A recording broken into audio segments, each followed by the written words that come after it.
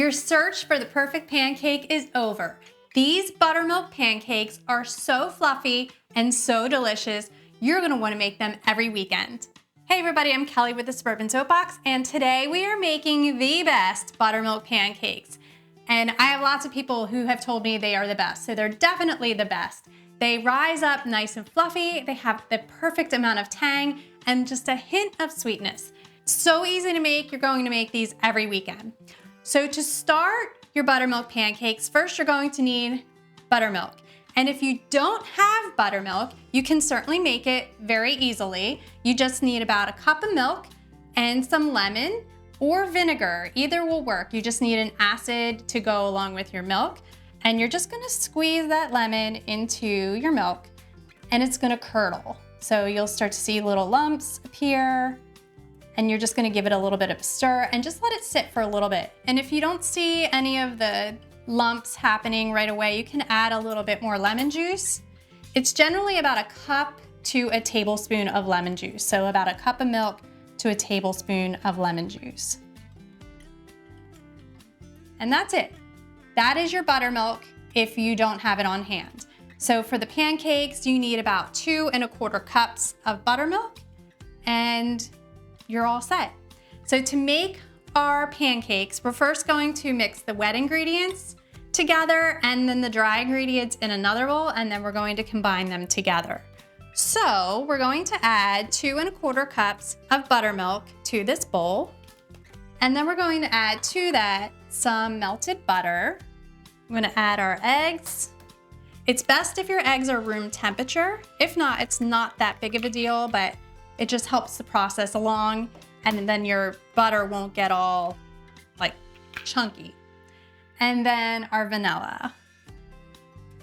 And you just want to whisk all that together and break up those eggs. Make sure your butter gets incorporated into the buttermilk. Okay, and then we're gonna set our wet ingredients aside, and now we're going to whisk together our dry ingredients. So we have our flour here and our baking powder, and I actually use quite a bit of baking powder to get that rise. Some brown sugar. You can use granulated sugar if you prefer, but I like that hint of molasses from the brown sugar, and some salt. And just whisk that together. Make sure you're breaking up any of the brown sugar lumps. And after your dry ingredients are all well incorporated, now we can add our wet ingredients and make the batter. So we're just gonna pour all of the wet ingredients into the dry ingredients and hope that I have used the appropriate size bowl. And I just like to mix it together a little bit at a time.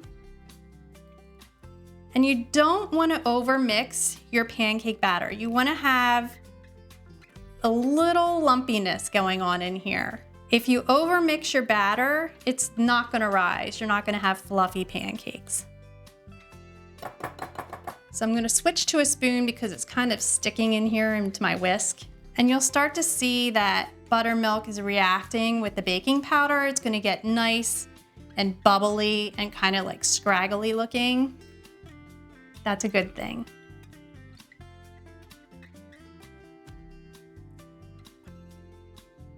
And that's it. So you want your batter to look like this. You still want some lumps in there, but you don't want like big streaks of flour, but you definitely don't want to overmix it.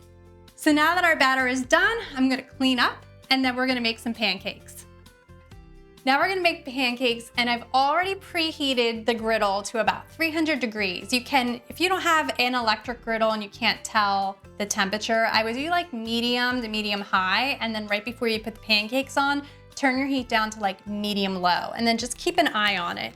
So there's butter in the pancake mix, but you don't have to completely rely on that butter to prevent sticking. So even though this is non-stick, I just like to add a little bit more butter, and so I'm just gonna add a little butter to my griddle, just like that.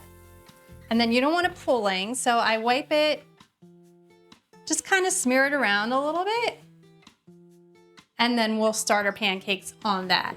So I like to use a 1/4 cup ladle, and this batter is really thick, so you're gonna have to kind of work with it a little bit to make your pancakes like perfectly round. So I just add a little bit to my griddle, and just kind of zhuzh it around a little bit to make it round. And it'll spread out, but sometimes it needs a little help. And generally, the first pancake never turns out. So we'll see how this goes for us today.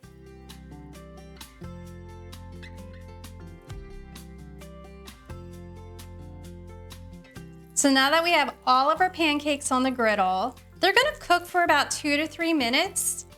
And then you'll start to see the edges will become dry and you'll see little bubbles coming up through the middle. Once you get to that point and you can see the bubbles inside, then we're gonna give them a flip and you're gonna cook them for like another 1 to 2 minutes. So if you wanna add things to your pancakes, after they start to set up just a little bit, but before they start bubbling, you can sprinkle in some chocolate chips or some blueberries or bananas or some strawberries. That's when you wanna do it. And then just leave them sit and the pancakes will set up around your additions and then you'll start to see the bubbles like all around them. And then you can flip. And I think we're about ready. We're just gonna try this one first and hope for the best. Perfect.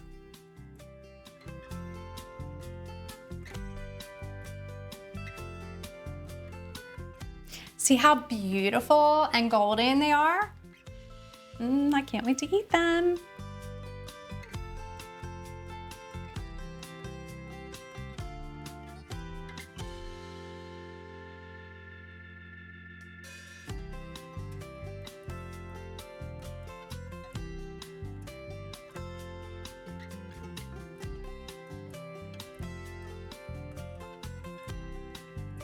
My pancakes are all finished and I'm just gonna plate one up here for myself.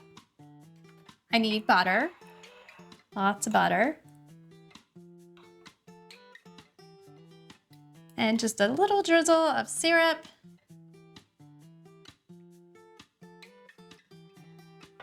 And now I'm gonna take a bite. I'll use this little knife. If you want to top with berries, it's a great serving suggestion. Sometimes if I don't put anything in my pancakes, I'll just throw like a couple blueberries or something on the plate with this. But I'm just gonna eat it plain today. It's so good. Just like fluffy and light with a hint of sweetness. It is the perfect pancake. If you like this recipe, please be sure to give us a thumbs up and subscribe to our channel. For more easy recipes, visit thesuburbansoapbox.com. Thanks again.